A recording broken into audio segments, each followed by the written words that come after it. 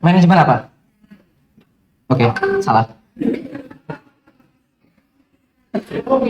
Oke, setelah ini kita akan materi SPAB, Satuan Pendidikan Aman Bencana. Ada yang tahu nggak kira-kira apa? Kita akan membahas apa sih Satuan Pendidikan Aman Bencana? Satuan Pendidikan Aman Bencana. Ada yang tahu? Ada yang mau apa gitu? Kak, apa gitu? Gak ada ya? Oke, kalau nggak ada langsung aja biar cepet. Nanti kita akan berikan materi. Kita akan didampingi oleh Om Rosi. Kita memanggil Om Rosi atau Mas Rosi. Beliau ini selaku fasilitator nasional di MDMC, spesialis Satuan Pendidikan Aman Bencana. Beliau juga sebagai Ketua MDMC Kabupaten Malang, dan beberapa kali Om Rosi ini juga kemarin beliau sebagai Ketua Poskor kita di Semeru, dan udah banyak banget pengalaman Rosi. Beliau asalnya Malang juga, dari Kepanjen. Jadi kemarin Om Rosi juga yang termasuk merespon tragedi Kanjuruhan. Oke, tanpa berlama-lama, sudah saja kita sambut kepada Om Rosi. Kita beri tepuk tangan terlebih dahulu.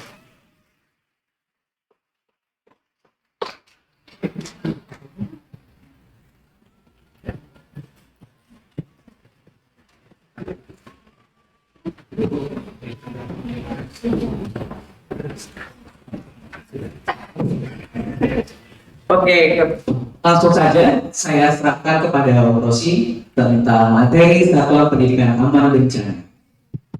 Oke, Assalamualaikum warahmatullahi wabarakatuh, teman-teman semua. Wabarakatuh. Oke, terima kasih Mas Giva tadi sudah diperkenalkan. Oke, jadi saya Rosi, saya di MDMC Kabupaten Malang itu jadi ketua. Tapi kalau di Jawa Timur itu di MLHPB namanya, Majelis Lingkungan Hidup dan Penanggulangan Bencana, itu saya di divisi mitigasi. Jadi teman-teman tadi mungkin sudah diajarin ya, ada beberapa fase dalam manajemen bencana gitu ya. Ada apa? Tanggap darurat, kemudian rehab rekon, kemudian ada mitigasi. Oh enggak, urut cukup tadi. Jadi saya di divisi mitigasi. Divisi mitigasi itu kalau di NDMC itu fokusnya di PRBBK, pengurangan risiko bencana berbasis komunitas. Nah, komunitas apa yang kita kerjakan? Itu ada 3. Yang pertama komunitas sekolah. Komunitas sekolah itu biasanya kita pakai konsepnya SPAB. Kemudian komunitas desa. Itu kalau di MDMC namanya Mastana, Masyarakat Tangguh Bencana. Kalau di rumah sakit itu ada HPCRED, Hospital Preparedness Community Readiness, kesiapsiagaan rumah sakit beserta lingkungan sekitarnya. Nah, ada 3 klaster tersendiri di divisi PRBK di MDMC. Kalau saya itu ditempatkan di SPAB. Jadi seperti yang disampaikan Kak Giva tadi, itu saya juga salah satu fasilitator nasional SPAB yang ditugaskan dari MDMC.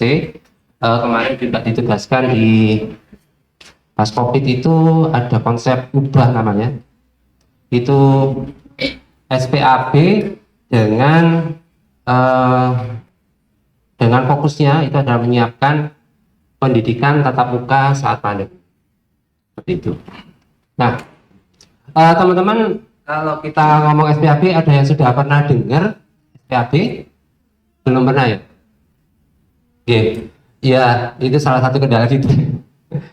Ya, teman-teman semua, kalau kita ngomong manajemen bencana, ya, itu memang lebih banyak yang tertarik di respon atau tanggap darurat. Ya nggak apa-apa, ya memang itu dibutuhkan banyak relawan di situ, memang. Tetapi harapan kita itu teman-teman sebagai komunitas relawan mahasiswa, itu selain ikut respon dalam tanggap darurat, itu juga belajar tentang pra bencana atau mitigasi. Jadi ekspektasi orang itu kalau dari mahasiswa, teman-teman yang terpelajar itu bisa melakukan pendampingan di komunitas-komunitas tadi. Itu ekspektasi teman-teman di komunitas relawan yang lain itu ekspektasinya tinggi terhadap teman-teman semua. Jadi kita di Maharishi Ghana itu juga punya klaster itu. Ada beberapa pengalaman teman-teman Maharishi Ghana itu mendampingi sekolah, mendampingi desa juga pernah. Jadi salah satu yang dikerjakan Maharishi Ghana, klasternya memang salah satunya adalah mitigasi dengan pendampingan sekolah dan pendampingan masyarakat di desa. Next. Oke, kita mulai. Jadi kalau SPAB, Satuan Pendidikan Aman Bencana, itu kita mulai di MDMC itu sekitar tahun 2012 ceritanya.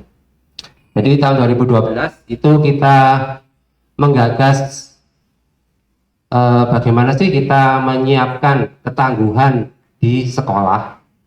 Karena Muhammadiyah itu amal usahanya yang paling banyak sekolah. Jadi sebaran amal usaha dan juga dari sisi kuantitas, dari sisi jumlah itu sekolah yang paling banyak amal usaha pendidikan. Ya, termasuk di perguruan tinggi Muhammadiyah.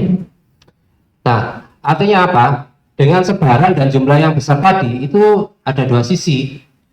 Ada sisi potensi, ada potensi dari teman-teman di amal usaha pendidikan untuk kita berdayakan sebagai sumber daya manusia maupun sumber dana, sumber daya dan sumber dana. Itu ya kan kadang-kadang kita juga fundraising di sekolah-sekolah kan gitu. Jadi potensi untuk kita mobilisasi untuk konsep penanggulangan bencana. Tetapi dari jumlah dan sebaran tadi juga mengandung ancaman. Kenapa ancaman? Karena dengan sebaran yang sangat merata, hampir di semua daerah itu ada, dan jumlahnya banyak. Itu ternyata amal usaha pendidikan kita itu banyak yang berada di daerah yang rawan bencana, dan itu menjadi tantangan bagi kita bagaimana kita mengelola amal usaha yang sudah kadung, ya, sudah telanjur dibangun di tempat-tempat yang rawan bencana tadi menjadi sebuah ketangguhan bagi sekolah tadi. Jadi saat itu kita berpikirnya seperti itu. Nah, di sisi lain kita juga ingin memberikan nilai lebih bagi amal usaha pendidikan kita, amal usaha pendidikan di Muhammadiyah. Begini ya, kalau amal usaha pendidikan itu kan kita membandingkan, ya, kita sebagai orang awam, wali murid awam, kita membandingkan amal usaha pendidikan A, pendidikan B, pendidikan C gitu ya. Ya kayaknya sama aja ya. Yang diajarkan sama, jam belajarnya sama, terus yang outputnya juga sama, ekstrakurikulernya sama. Apa sih yang menjadi pembeda bagi sekolah-sekolah di Muhammadiyah? Nah, harapan kami saat itu adalah konsep SPAB atau Satuan Pendidikan Aman Bencana itu menjadi pembeda bagi amal usaha pendidikan di Muhammadiyah. Jadi kalau bisa, harapan kita saat itu menjadi nilai tambah bagi sekolah-sekolah Muhammadiyah. Jadi akhirnya menjadi diferensiasi, setelah menjadi pembeda, kemudian menjadi nilai lebih, gitu ya. Yang nilai lebih itu bisa digunakan sebagai marketing, sebagai selling point, gitu ya, sebagai sesuatu bargaining, gitu ya, bagi penerimaan siswa baru, penerimaan mahasiswa baru gitu. Sehingga selain aman, outputnya itu adalah amal usaha pendidikan di Muhammadiyah itu menjadi semakin berkembang. Jadi konsepnya seperti itu saat itu. Nah, sekitar tahun 2 tahun setelah itu, 2014 itu kan kita sudah menggagasnya tahun 2012 nih. Saat itu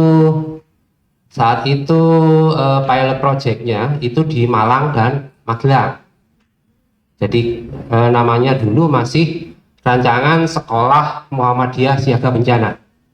Itu di Malang dan Magelang yang pertama. Diinisiasi oleh PP Muhammadiyah menginisiasi di Malang dan Magelang. Kenapa di Magelang? Karena ada ancaman Merapi yang hampir rutin. Hampir setiap saat itu selalu menimbulkan dampak bagi teman-teman di Magelang. Kemudian kenapa dipilih Malang? Ya karena ada teman-teman di sini, karena ada UMM. Ada UMM sebagai supporting system. UMM itu kan perguruan tinggi Muhammadiyah terbesar, kan? Iya kan, se-Indonesia. Harapannya besar sekali. Jadi harapannya, kenapa saat itu dipilih Malang? Karena ada UMM yang bisa mensupport itu. Jadi karena saya terlibat sejak awal karena di Malang kemudian saya membantu dari awal, maka saat kita duduk bersama, kemudian kita membentuk konsorsium pendidikan bencana. Salah satu yang mewakili LDMC itu saya. Jadi kemudian ditunjuk jadi fasilitator nasional juga.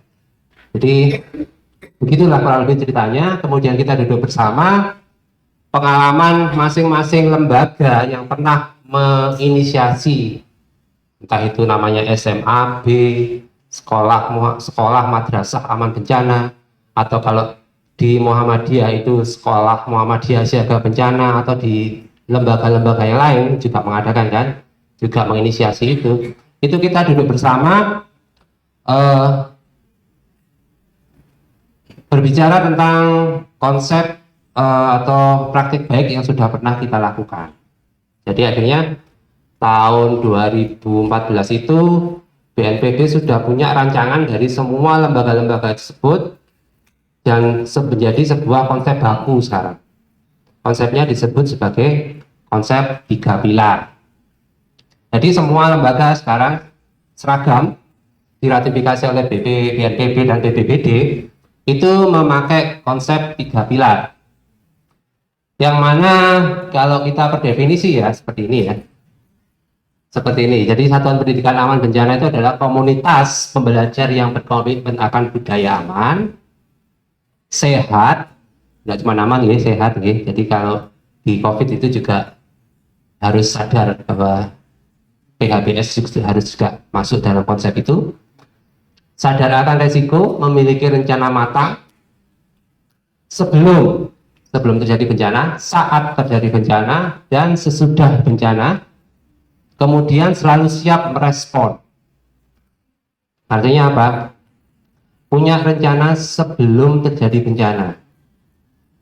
Kira-kira kalau ada bencana itu aku ngapain ya?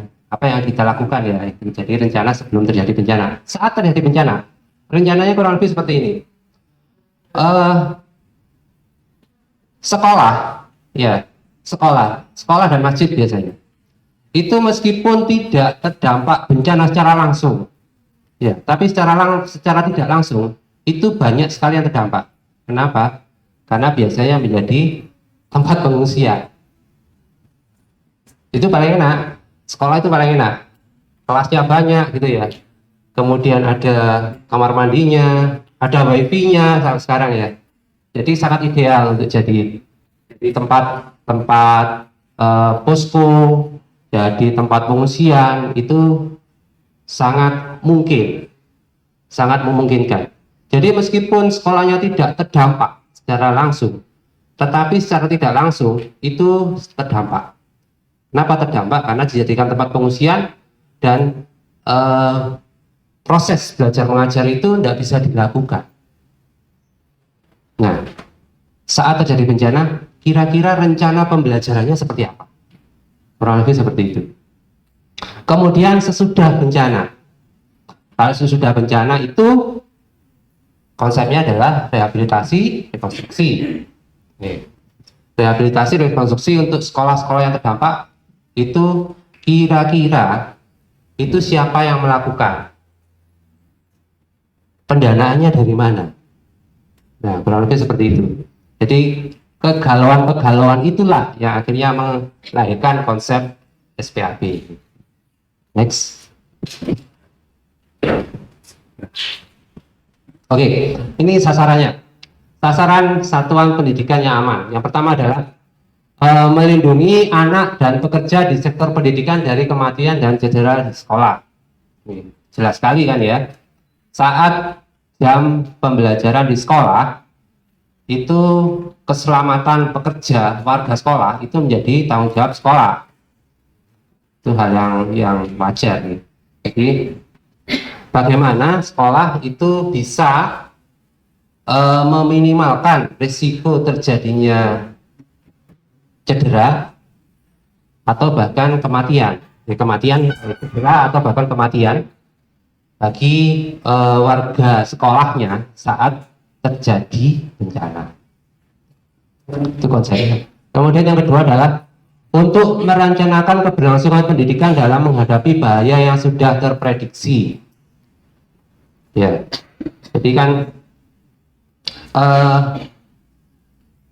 mungkin tadi sudah dijelaskan ya, ada ancaman, ada bencana gitu ya. Kalau ancaman itu sesuatu yang berpotensi menjadi bencana, maka kita itu memetakan ancaman yang ada di lingkungan sekolah atau lingkungan amal usaha pendidikan, sampai akhirnya kita mengetahui ada bahaya yang terprediksikan. Nah, gimana rencananya terus untuk meminimalkan itu? Bisa nggak dicegah?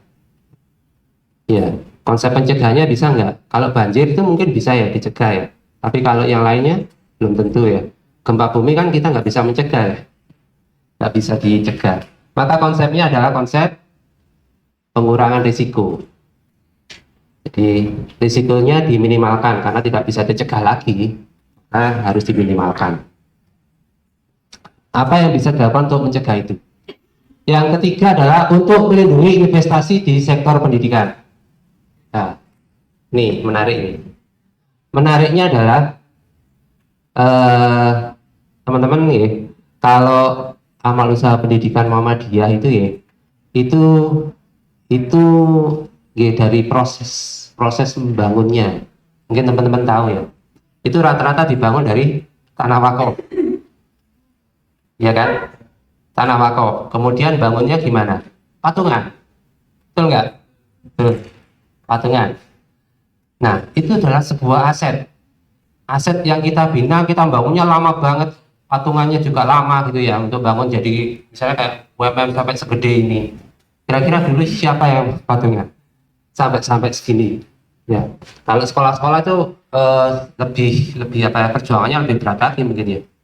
Itu kita bangunnya mungkin 5 sampai puluhan tahun gitu ya. Kalau ada bencana kebakaran misalnya, kebakaran 10 menit, kita nggak tahu apa yang harus kita lakukan, habis investasi kita. Jadi ini penting sekali, terutama di Muhammadiyah yang memang amal usaha pendidikannya banyak dan rata-rata tanah wakafnya itu tanah wakaf yang di daerah yang rawan bencana. Yang keempat adalah untuk memperkuat ketangguhan warga terhadap bencana melalui pendidikan. Nah, ini konsepnya adalah ketangguhan itu kita bangun dari sekolah. Artinya kita memberikan konten-konten tentang ketangguhan, tentang pengurangan risiko bencana itu dari siswa sedini mungkin. Harapannya adalah siswa ini saat pulang ke sekolah menularkan konsep-konsep yang dia terima dari sekolah itu di rumahnya. Di rumahnya. Nah, Kalau satu rumah sudah memahami konten itu, kemudian bisa menularkan ke tetangga sekitarnya, nah ini menjadi sebuah gerakan yang kayak bola salju ya. Bola salju yang kecil terus gede dan artinya tidak bisa dihentikan. Sebuah kegiatan yang menjadi viral yang kita mulai dari sekolah. Jadi ketangguhan itu kita bangun dari sekolah. Next. Nah, ini konsep 3 pilar seperti ini. Ini ada pilar 1, pilar 2, pilar 3. Pilar 1 ini nggak kelihatan ya. Pilar 1 itu tentang fasilitas sekolah aman. Pilar 2 tentang manajemen bencana di sekolah. Pilar 3 tentang pendidikan pengurangan risiko bencana. Oke, kita bahas satu-satu. Next. Nah, ini pilar 1. Pilar 1 itu adalah tentang fasilitas sekolah aman. Nggak bisa, sebuah sekolah itu nggak bisa disebut sebagai sekolah atau satuan pendidikan yang aman saat tidak memiliki fasilitas yang aman. Fasilitas itu apa sih? Kita kalau di pilar 1 kita ngomong lokasi yang aman, kita ngomong struktur bangunan yang aman, ada desain penataan kelas yang aman. Desain penataan kelas yang aman itu maksudnya desain kelas yang memudahkan untuk melakukan proses evakuasi. Ya, yang bisa mengurangi resiko terjadinya cedera. Yang terakhir adalah dukungan sarana dan prasarana aman. Sarana prasarana aman itu contohnya misalnya ada titik kumpul nggak sih? Ada alat pemadam api ringan nggak sih? Ada P3K nggak sih? Seperti itu. Jadi ada struktur dan infrastruktur yang mendukungnya. Itu jelas sekali di fasilitas sekolah aman. Ini rata-rata kalau kita ngomong di SPAP ya, tidak terlalu banyak yang bisa kita lakukan. Karena sekolahnya ya sudah jadi seperti itu, tempatnya ya sudah seperti itu. Maka yang bisa kita lakukan sebenarnya cuma memodifikasi. Gimana sih cara modifikasi? Misalnya, oh kita buatkan peta. Nanti peta evakuasi larinya ke arah mana? Cara mengevakuasinya seperti apa? Apakah harus bergiliran per kelas atau gimana konsepnya? Seperti itu. Ya karena kita tidak bisa memodifikasi bangunannya. Rata-rata seperti itu kalau di pilar 1. Oke. Berikutnya kita ke pilar 2. Next. Ya, pilar 2 itu adalah manajemen bencana di sekolah. Ini yang paling penting. Paling penting apa? Karena ini yang paling bisa kita utek-utek di sekolah. Di utek-utek itu gimana? Yang pertama itu adalah kita melakukan kajian risiko. Risiko tadi udah dijelaskan ya? Risiko tadi apa? Sudah dijelaskan belum? Di panorama bencana. Risiko itu formulanya.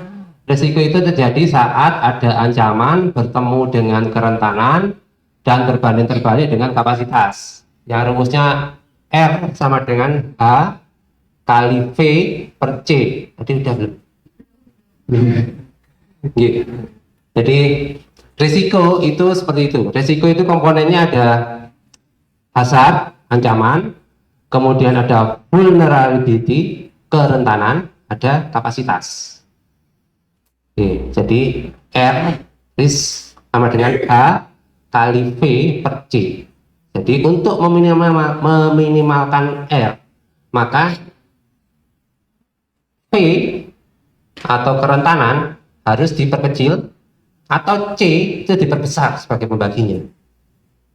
Nah, seperti itu. Jadi komponennya risiko itu ada 3, ada ancaman, ada kerentanan, dan ada kapasitas. Maka kajian risiko juga seperti itu. Kita mengkaji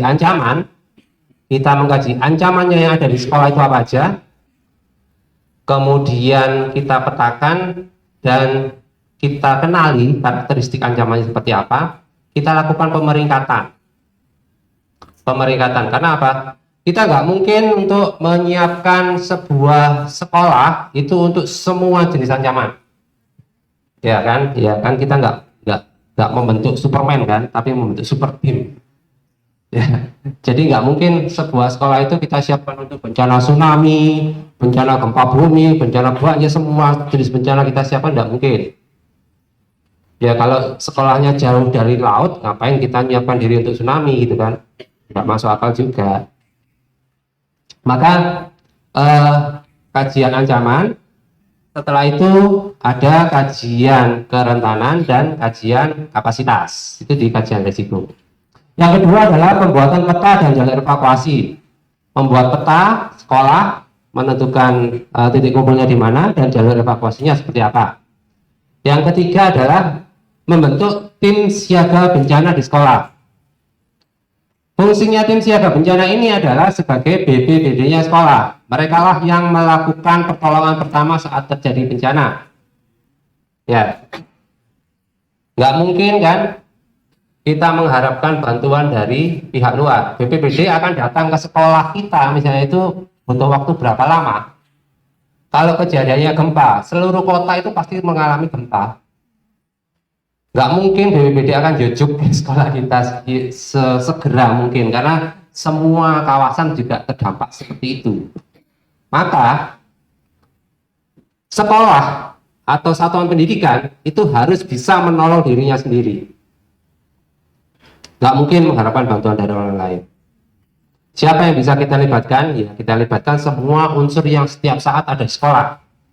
Setiap saat ada di sekolah itu kayak guru, karyawan, siswa, ya orang-orang di sekitar sekolah. Kalau sekolah itu biasanya ada apa ya, abang-abang yang jualan mainan, jualan cilok, jualan pentol gitu ya, nggak apa-apa, itu juga sebuah stakeholder dari sebuah kapasitas gitu ya. Itu bisa kita masukkan dalam tim siaga bencana sekolah. Jadi mereka yang bertugas melakukan pertolongan sebelum ada bantuan. Yang keempat adalah menyusun protap kedaruratan sekolah. Protap itu konsepnya adalah rencana siapa melakukan apa. Protap seperti itu. Jadi harapannya gini, kenapa harus ada protap? Nanti biar nggak ada overlapping gitu ya. Kalau misalnya ada kebakaran gitu ya, semua sibuk mengevakuasi siswa, tetapi tidak ada yang memadamkan api. Ya tetap aja habis sekolahnya. Semua sibuk memadamkan api, tapi nggak ada yang menyelamatkan siswanya. Nah, makanya itu harus ada konsep pembagian tugas, pembagian peran. Siapa yang bertugas apa dan harus melakukan apa. Maka itu sebagai protap atau prosedur tetap kedaruratan sekolah. Yang kelima adalah menyusun rencana aksi. Yang terakhir baru simulasi. Jadi ini adalah urutan yang kita kerjakan di sekolah, seperti itu. Jadi urutan ini berurutan dan berkesinambungan.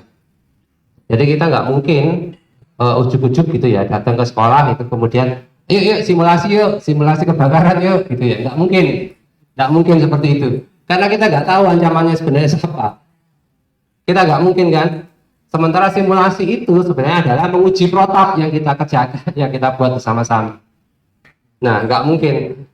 Lah, siapa tahu sebenarnya ancamannya itu adalah banjir, tapi kita ngadakan simulasi gempa bumi atau simulasi kebakaran.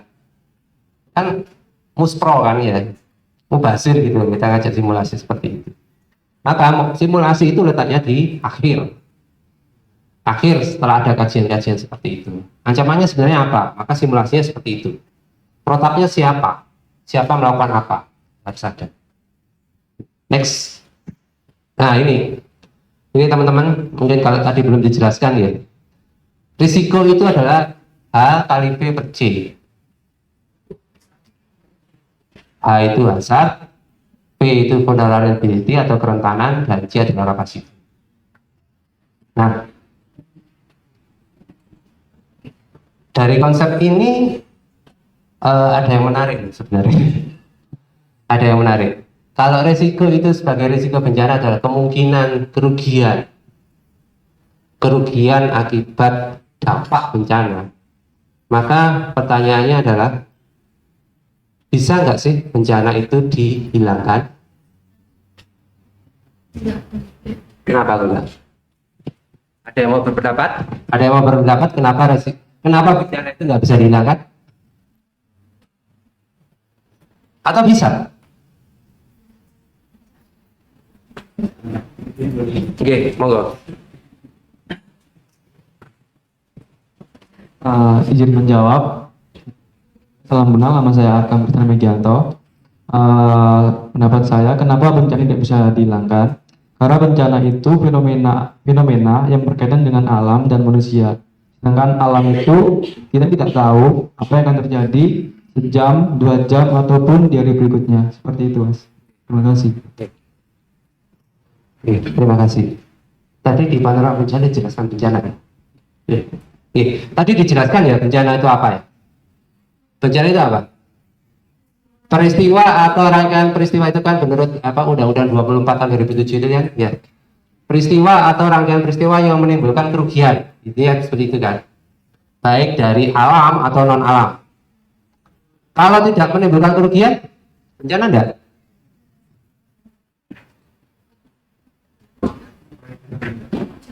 Bukan bencana kan ya? Kalau gempa bumi, apakah setiap gempa bumi itu bencana? Setiap saat kita gempa bumi loh. Meskipun skalanya berbeda-beda ya. Setiap saat itu gempa bumi. Sering sekali gempa bumi. Tetapi kan nggak semua itu menimbulkan kerusakan kan ya? Iya kan? Nggak semua itu menjadi bencana. Artinya apa? Artinya adalah sebenarnya fenomena alamnya itu memang tidak bisa dicegah, pasti terjadi, tidak bisa dihilangkan. Tapi bencana bisa nggak? Bisa nggak? Selama itu tidak menimbulkan kerugian, kan bukan bencana ya? Konsep bencana kan itu menimbulkan kerugian ya. Kalau itu tidak bisa atau tidak menimbulkan kerugian, maka tidak disebut sebagai bencana. Artinya apa? Dalam formula ini itu berarti yang harus dilakukan apa? Meningkatkan kapasitas dan mengurangi kerentanan. Nih. Kalau misalnya seperti ini, nih, tadi udah dijelaskan belum? Ini adalah sebuah ancaman teman-teman nih. Ini ancaman nih. Ini ancaman. Nih, saya lempar ke Giva. Bisa nangkap nggak? Bisa ditangkap oleh Giva. Tidak menimbulkan kerusakan sama Giva. Berarti apa? Giva punya kapasitas. Membuat menangkap ancaman ini sehingga tidak menjadi bencana. Ya kan? Nah, sekarang yang saya lempar apa ya? Kalau yang saya lempar flipchart aja bisa nggak? Kalau yang saya lempar, kalau ancamannya berbeda lagi, ancamannya lebih besar gitu ya. Kayak Giva mungkin belum tentu bisa menangkap itu dan membuatnya menjadi tidak bencana, gitu ya. Kayak yang saya lempar ini misalnya speaker ini berarti ancamannya lebih gede gitu ya. Pasti akan menjadi bencana bagi Giva. Jadi seperti itu. Jadi bencana itu sebenarnya bisa dibuat tidak ada, itu bisa. Karena kalau fenomena alam itu takdir. Itu sesuatu yang tidak bisa dibantah, nggak bisa diudak-udak. Itu nanti kita belajar di fikih kebencanaan gitu. Mungkin ada materi berikutnya. Fenomena alamnya itu tidak bisa diganggu gugat, takdir, pasti terjadi. Bencananya itu pilihan. Kita punya kapasitas nggak sih untuk membuatnya tidak menjadi bencana? Dalam contoh kasus kayak kemarin ya, kita di gempa Malang Selatan kemarin ada salah satu desa di Ampel Gading, di Sonowangi gitu ya. Kita di Sonowangi, di satu daerah gini ya, seberang jalan ini ya, ini rumahnya hancur. Yang di sini enggak.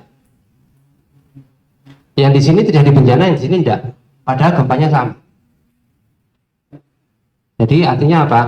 Artinya ya, mungkin yang di sebelah sini, rumah-rumah di sebelah sini itu punya kapasitas yang lebih, punya bangunan yang lebih kokoh gitu ya.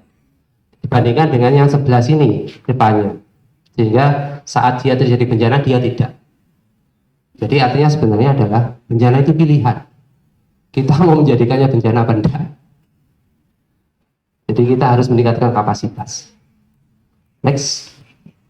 Nah, ini nanti kita belajar di sesi khusus saja. Jadi kalau mau kajian risiko itu mesti ada kajian ancaman. Next. Ada kajian kerentanan yang dinilai dari beberapa aspek ya, aspek manusia, lingkungan, fisik, sosial, finansial, seperti itu ya. Kemudian kapasitas, analisa kapasitas. Next. Sama. Next. Yang kedua adalah lanjutan dari kajian risiko tadi ada pembuatan peta kan ya. Pembuatan peta itu konsepnya adalah membuat peta denah titik kumpul, nah yang paling penting, serta jalur evakuasinya. Kemudian ada catatan-catatan penting lainnya, aset risiko di mana, kelompok rentan di mana, gitu gitu. Mungkin kita akan belajar di sesi khusus untuk pendalaman tentang SPAB ini. Biasanya setiap angkatan itu ada pelatihan khusus tentang SPAB, dan RTL-nya itu adalah melakukan pendampingan di sekolah. Kita biasanya rutin melakukan pendampingan di sekolah. Next. Pembentukan tim siaga. Nah, tim siaga itu adalah kalau ada bagannya. Next. Nah, tim siaga itu seperti ini, ada koordinator, ada tim peringatan dini, tim evakuasi, tim logistik, tim BPGD, dan tim sosialisasi. Ini adalah BPBD-nya sekolah. Mereka lah yang bertugas melakukan pertolongan pertama saat bantuan belum ada. Dan mereka punya job deskripsinya masing-masing. Ada tim evakuasi, tugasnya apa, tim logistik, tugasnya apa, itu disesuaikan dengan kebutuhan sekolah. Next. Penyusunan protap. Oke. Penyusunan protap itu konsepnya adalah, ya, next saja deh. Nah, ini. Konsepnya adalah koordinasi dan komunikasi. Koordinasi siapa melakukan apa. Kemudian komunikasi, jalur koordinasinya seperti apa, siapa berwenang dan siapa yang bertanggung jawab, ya, konsepnya seperti apa. Alur tugas, wewenang dan tanggung jawab dari petugas-petugas terkait. Nah, kalau contoh dari protap mungkin kita bisa lihat di sini ya, next. Ini teman-teman, ini adalah salah satu contoh protap dari sebuah sekolah yang pernah kita dampingi. Nah, ini ketemu protapnya seperti ini. Nah, ini jenis ancamannya adalah kebakaran. Kalau kita baca protap ini, saat terjadi kebakaran, apa yang pertama kali dilakukan? Oh, tim siaga itu mengatakan, yang pertama ini Pak, kita membunyikan alarm. Siapa yang bertugas membunyikan alarm? Tim peringatan dini. Di sisi lain, itu juga ada yang melakukan evakuasi siswa dalam kegiatan dalam saat yang bersamaan. Siapa yang melakukan? Tim evakuasi. Dievakuasi kemana? Ke titik kumpul Pak, titik kumpul sementara. Siapa yang melakukan pengkondisian di titik kumpul tersebut? Oh, tim logistik. Nah, kalau kembali ke atas nih, setelah membunyikan alarm, apa yang dilakukan tim peringatan dini? Oh, tim peringatan dini menghubungi PMK, menghubungi kepolisian, menghubungi rumah sakit, seperti itu. Jadi ini adalah sebuah dokumen yang terdokumentasikan dengan baik, dan ini konsepnya akan kita latihkan, akan kita coba dalam sebuah simulasi atau gladi lapang. Bisa nggak sih berjalan protap ini? Protap yang didiskusikan bersama-sama dengan tim siaga tadi. Nah, konsep mencoba protap inilah yang disebut sebagai simulasi. Ya, jadi kalau nggak bisa berjalan atau nggak efektif, ya nggak apa-apa, direvisi lagi atau dicoba lagi sampai bisa berjalan seperti itu. Next. Yang terakhir adalah rencana aksi. Rencana aksi itu mirip dengan rencana tindak lanjut. Rencana tindak lanjut apa yang akan dilakukan oleh sekolah. Ada beberapa konsep nih. Ada matrikulasi, kita biasanya kita melakukan fasilitasi dengan matrikulasi. Next. Nah, rencana aksi itu seperti ini. Saat pra bencana, apa yang mau dilakukan sekolah? Saat tidak ada bencana. Saat tanggap darurat, apa yang mau dilakukan? Kegiatannya seperti apa? Siapa yang melakukan? Stakeholdernya siapa yang bertanggung jawab? Di internal sekolah siapa? Eksternal sekolah siapa? Saat pasca bencana, apa yang dilakukan? Itu rencana aksi sekolah. Next. Dan terakhir teman-teman. Ini pilar terakhir, pilar ketiga. Pilar ketiga itu adalah pendidikan pengurangan risiko bencana. Jadi ada pilar 1 tentang fasilitas ya. Pilar 1 tentang fasilitas, pilar kedua tentang manajemen bencana, dan pilar ketiga adalah konten pengurangan risiko bencana. Konten pengurangan risiko bencana ini harus diaplikasikan atau diimplementasikan dalam pembelajaran di sekolah. Bisa dimasukkan atau disisipkan dalam mata pelajaran yang sudah ada, dimasukkan dalam mata pembelajaran kearifan lokal atau di ekstrakurikuler. Ekstrakurikuler kan banyak ya, ada KSR, ada HW, pramuka, ya pencipta alam mungkin ya. Jadi ada konten-konten PRB yang bisa dimasukkan. Jadi secara singkat kesimpulannya adalah kalau kita tanya lagi apa itu SPAB, maka SPAB itu adalah sebuah sekolah yang bisa atau mengaplikasikan 3 pilar tadi. Ya, kalau 3 pilar tadi diaplikasikan dalam sebuah sekolah, insya Allah sekolahnya adalah sekolah yang aman. Punya manajemen bencana, fasilitasnya aman, punya manajemen bencana, dan kemudian ada konten-konten PRB yang disisipkan dalam pembelajaran. Jadi secara singkat, SPAB itu ya 3 pilar itu, sebuah sekolah yang bisa mengaplikasikan 3 pilar itu adalah SPAB, dan pendidikannya aman bencana. Mungkin seperti itu. Mungkin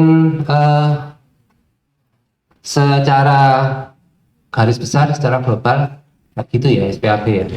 Meskipun mungkin pendampingannya itu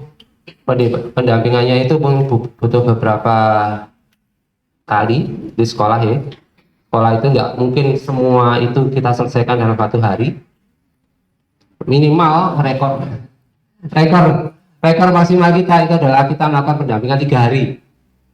3 hari itu udah maksimal, nggak bisa dipersingkat lagi. 3 hari, dan itu pakai tim yang banyak sekali. Teman-teman nanti harapannya adalah teman-teman bisa mengaplikasikan itu. Nanti biasanya kita punya klaster sendiri, kita belajar bersama-sama, dan kemudian kita mempraktekannya bersama-sama juga di sekolah-sekolah kita, di sekolah-sekolah yang berjejaring dengan kita. Mungkin SPAB mungkin seperti itu ya konsep dasarnya. Mungkin kita lanjutkan dengan diskusi aja ya Mas Kifa ya. Saya kembalikan ke Mas Kifa. Jadi saya cukup sekian ya, terima kasih. Baik, terima kasih. Berikutnya dulu kepada Prof. Oke teman-teman, kita masih memiliki waktu sekitar 5 menit, 5-10 menit untuk sesi tanya jawab. Mungkin ada yang ingin ditanyakan dari materi satuan pendidikan aman bencana. Bisa tangannya? Oke.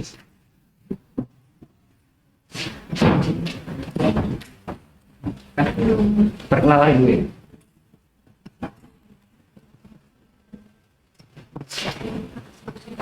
Terima kasih atas kesempatannya. Perkenalkan, nama saya Mutiara.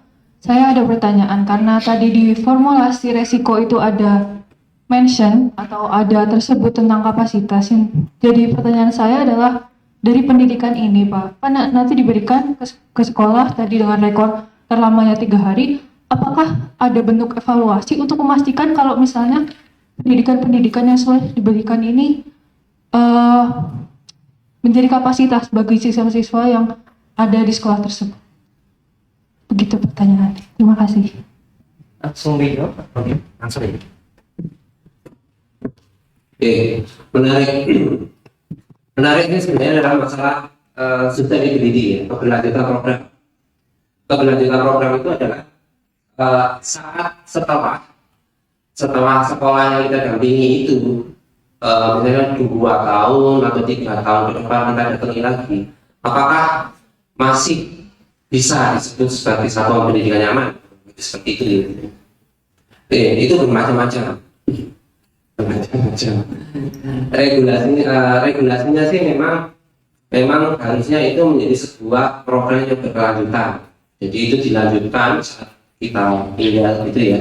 Setelah terdampingi itu ya, kalau kita melakukan pendampingan itu biasanya kalau saya nih, di MDMC ini di teman-teman, kalau kita sederhanakan saja, biasanya kita masuknya di MOS atau masa orientasi siswa. Masa orientasi siswa itu udah lama kan, 6 hari kalau nggak salah. Ya itu kita melakukan itu. Jadi kita masuk di MOS. Kalau yang dilakukan MDMC mungkin lebih dari itu biasanya kita melakukan pendampingan sampai 3 bulan ya. Kalau kemarin di Kubah itu saya ditempatkan di Banyuwangi, itu kita mendampingi 2 SMK itu 8 bulan, jadi masing-masing sekolah itu 4 bulan, jadi kurang lebih seperti ini. Masalahnya adalah bisa nggak itu berlanjut?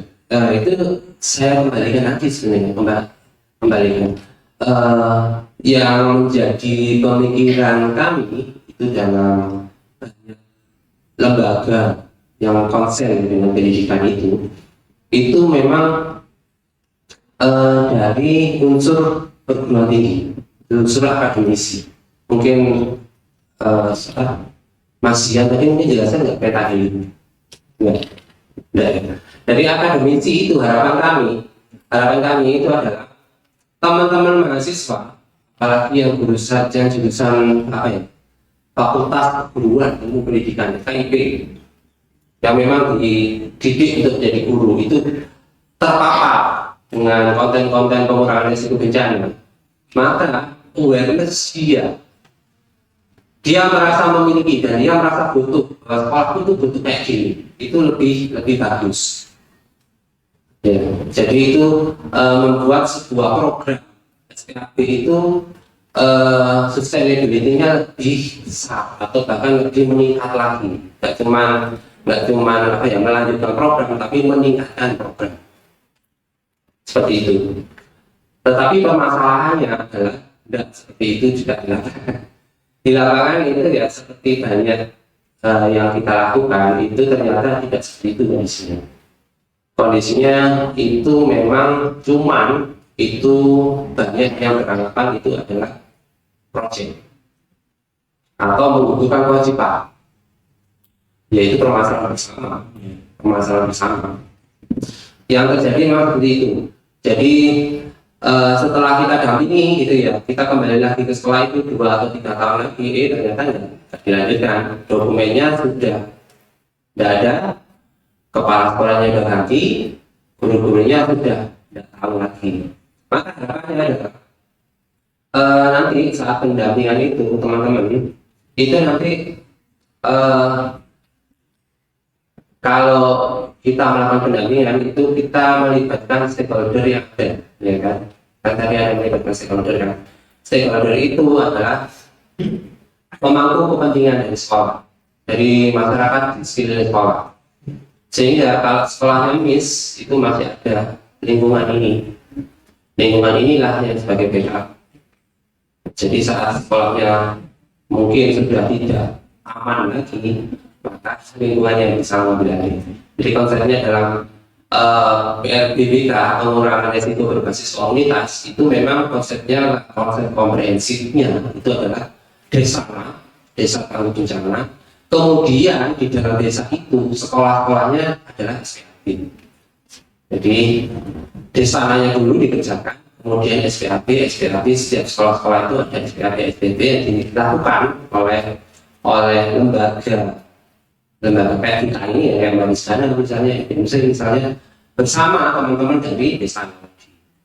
Nah, turunan seperti itu akan turun terus.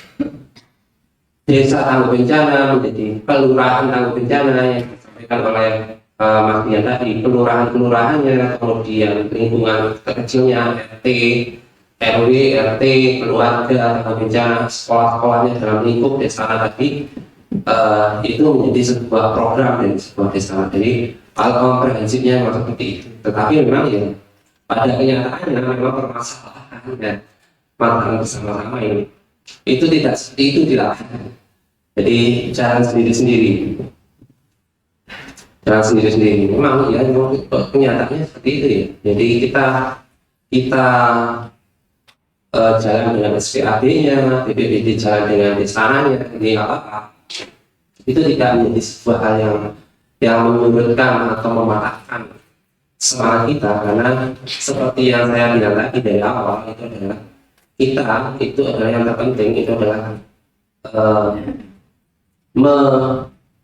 mengamankan investasi sektor pendidikan. Kemudian yang pertama, yang terakhir ya, adalah memberikan nilai lebih bagi sekolah-sekolah Muhammadiyah. Jadi harapannya, sekolah Muhammadiyah itu dikenal sebagai sekolah yang aman bencana. Jadi menjadi pilihan orang itu karena salah satunya faktornya seperti itu. Oke. Jadi kalau ditanyain sustainability-nya seperti apa, tidak semua yang sudah kita dampingi itu tetap menjadi sebuah sekolah yang memang benar aman. Ada memang yang tetap menjadi sekolah aman, kayak apa ya? Salah satu contohnya SMA Muhammadiyah 1 di Kota Malang itu yang sampai sekarang kepala sekolahnya Bu Umi itu concern banget dengan pendidikan bencana dan menjadikannya SPAB itu sebuah kegiatan yang rutin dilakukan. Seperti itu.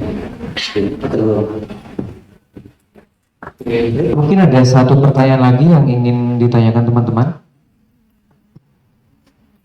Oke, ada? Oke, baik, kalau sebenarnya sudah tidak ada pertanyaannya, mungkin di sini saya pengen nanya juga nih Om. Mungkin yang perlu ditekankan ya, kira-kira ada nggak sih teman-teman sih yang pengen nyebutin contoh ancaman di ruangan ini? Ada yang mau angkat tangan? Katanya tadi kita udah ngebahas rumus resiko ya. Safety briefing, ini nggak ada ya Om ya.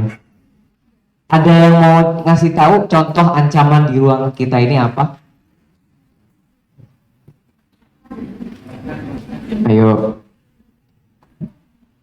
Ada yang berani ngasih tahu, mencoba menjawab contoh ancaman yang ada di dalam ruangan ini?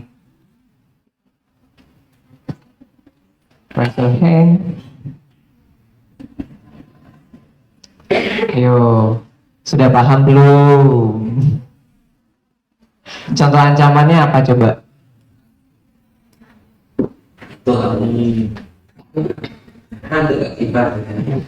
Ada nggak teman-teman? Ada yang tahu atau mau nyoba aja jawab gitu? Contoh ancaman di dalam ruangan kita ini. Lapar aja nih. Mau nyoba? Arkam coba silakan. Menurut saya ancaman yang ada di ruangan ini yang pertama itu bisa terjadi dari korsleting listrik. Yang kedua mungkin ada yang seperti contohnya itu kan Malang itu terjadi dengan laut ya kan.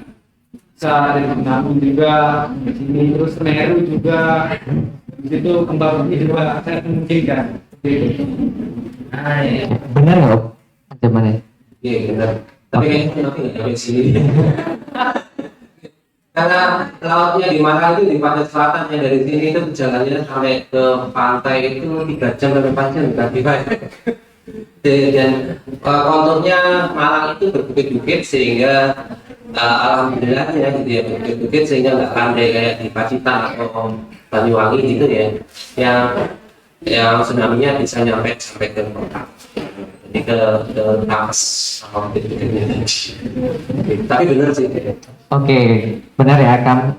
Oke, kalau begitu berhubung dengan waktu yang sudah habis, saya selaku moderator ingin menyampaikan kesimpulan dari materi pada kali ini.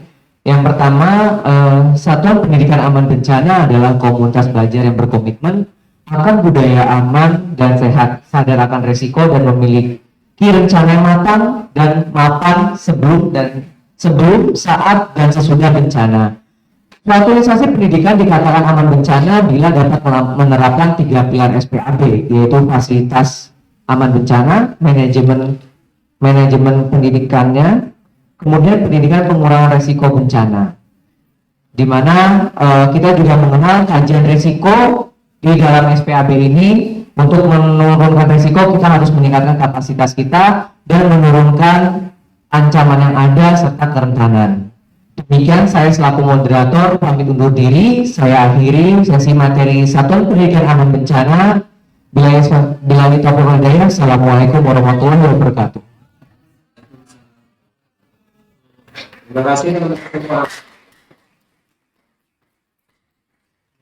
Selanjutnya akan ada penyerahan cindera mata oleh Mas Syahrul Iban Idul Haq, kepadanya kami persilahkan.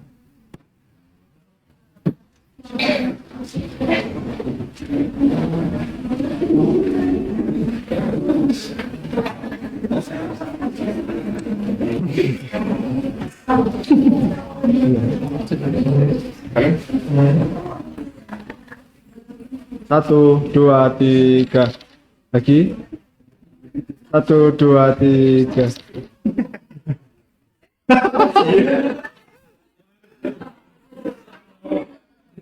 Kan? Satu, dua, tiga. Oke, tepuk tangan lagi untuk